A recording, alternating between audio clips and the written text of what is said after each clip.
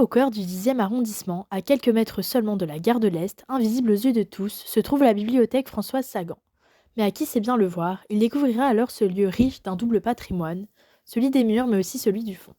Créée en 2015 sur le site de l'hôpital Saint-Lazare, la bibliothèque a su mettre à profit la beauté des locaux pour mettre en valeur un fonds unique en son genre. Aujourd'hui, nous allons découvrir l'exposition à l'heure joyeuse sur les premières bibliothèques pour enfants et ainsi apprécier ce lieu riche en histoire qui propose une exposition originale et intéressante.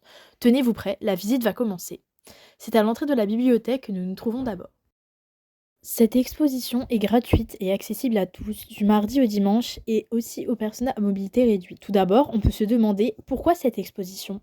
C'est grâce à un grand comité que l'exposition a pu voir le jour, et en effet, c'est à l'occasion du centenaire que la bibliothèque réservée aux enfants, l'Heure Joyeuse, propose une exposition intitulée À quoi bon lire, avec une volonté d'exposition de ses archives pour mettre en avant la bibliothèque et raconter son histoire. C'est avec la Première Guerre mondiale et avec l'influence primordiale américaine que les bibliothèques pour enfants voient le jour. Dans ce contexte, les bibliothèques pour enfants et les rayons spécialisés à la littérature jeunesse fleurissent pour progressivement devenir incontournables.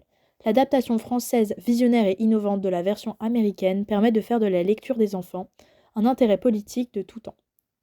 Cette exposition retrace donc la naissance de telles infrastructures, avec comme figure phare les bibliothécaires, qui luttaient corps et âme pour que la littérature jeunesse reste une littérature de qualité. On doit le titre de cette exposition à Eugène Morel, puisqu'ici on s'est inspiré de l'un de ses discours, notamment pour trouver le titre de cette exposition. Ce dernier luttait pour la modernisation des bibliothèques avant tout. On note que c'est en 1924 que l'Heure Joyeuse ouvre ses portes, puis en 1774 elle déménage dans le 5e arrondissement, jusqu'en 2014 où elle sera ensuite intégrée au fond de la médiathèque Françoise Sagan. L'exposition retrace donc la création de ces bibliothèques destinées aux plus petits et avec la lutte enflammée des bibliothécaires pour les bibliothèques jeunesse.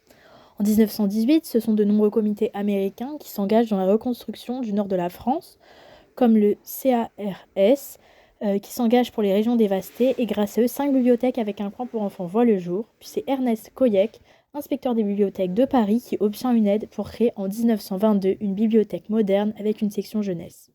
Le Book Committee of Children's Libraries, présidé par Caroline Griffiths, veut faire œuvre de paix et offre à Paris une bibliothèque de prêt exclusivement jeunesse, gratuite et inspirée du modèle américain, avec un mobilier fabriqué à taille enfantine et des bibliothécaires qui seront formés spécialement pour ce fonds.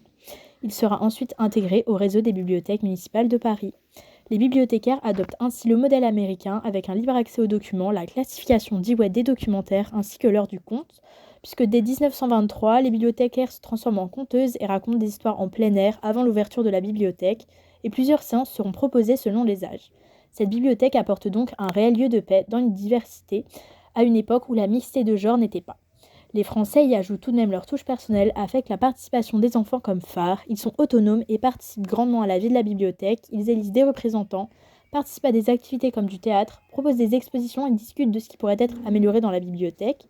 Les bibliothécaires désiraient proposer la meilleure littérature de qualité et on sait qu'elles ont effectué leur choix avec grand soin selon des critères précis et après les avoir lus. Au cœur de cette exposition, on peut voir des panneaux explicatifs qui retracent l'histoire de l'heure joyeuse, ainsi que des éléments historiques incontournables de la littérature jeunesse du 19e. Les supports sont très variés, colorés et innovants, et l'heure joyeuse devient ainsi un noyau de créativité fréquenté par les artistes pour s'informer sur ce qui se faisait ou ce qui plaisait aux enfants. C'est aussi la naissance du prix jeunesse en 1924 avec Michel Bourlier. En conclusion de cette exposition très innovante, sur les infrastructures et avec le rapport de l'ère du numérique, comme beaucoup d'expositions, celle-ci n'échappe pas à l'appel de la modernité et de l'interactivité. Et après l'exposition emblématique des Lumières constituée uniquement avec du numérique ou encore l'exposition proposée par l'Union européenne très interactive, l'heure joyeuse s'approprie également les codes de l'interactivité avec un parcours ludique guidé de QR codes mais aussi avec des éléments audio et vidéo très variés. Merci de votre attention, bonne journée.